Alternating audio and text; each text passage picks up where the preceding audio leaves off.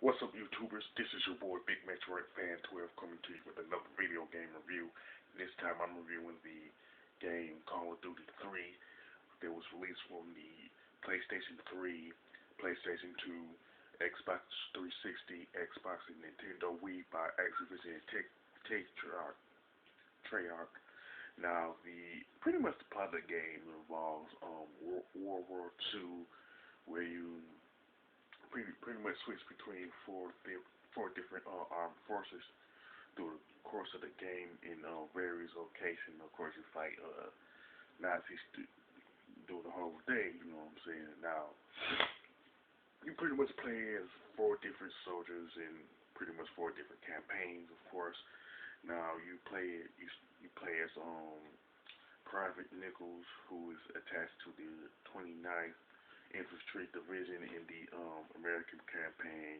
You play as Sergeant James Doyle, a member of the British Special Air Service in the British-French campaign. In the SAS is pretty much working with the Marquis Resistance in that particular campaign. And you play as Private Cole, who is part of the Canadian Armed Division, the Canadian campaign, and you finally play as Corporal Walker's. I can't pronounce his last character's name, but it is Polish nonetheless. But but a lot of you who play Call of Duty 3 know who I'm talking about when it comes to this Polish soldier who is pretty much a Sherman Firefly tank driver and stuff. Who is pretty in that particular in the first Polish armored division. In that particular Polish division, which is, of course, a tank division, is going after some German tanks and all that, and pretty much similar to the Canadian campaign. Now, overall, the single player campaign consists of 14 missions, which you go, like I said, back and forth between these four campaigns. The American, Polish, Canadian, the French slash British campaign, you know what I'm saying?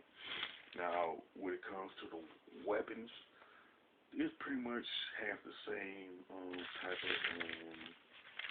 type of weapons that you find in any first person shooter, you know what I'm saying?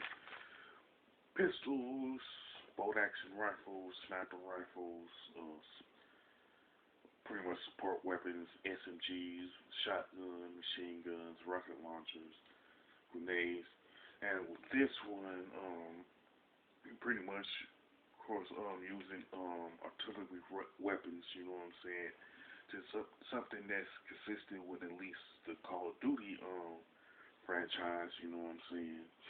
Now, like with most first-person shooters, you can pretty much carry two weapons at a time with grenades, you know what I'm saying?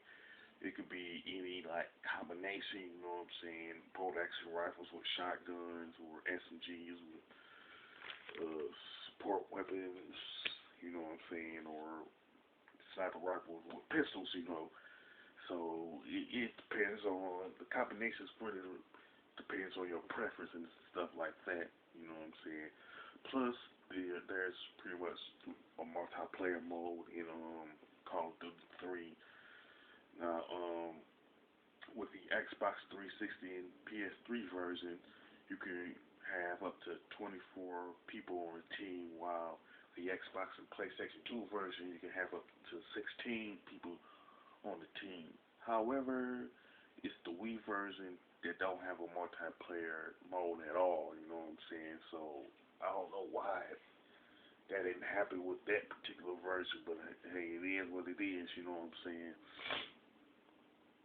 And pretty much, this is a pretty good game, you know what I'm saying?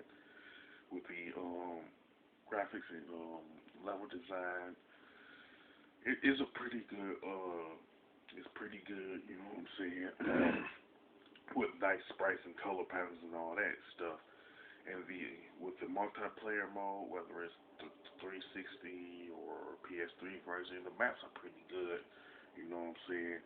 And the gameplay and controls are pretty nice too. You know what I'm saying?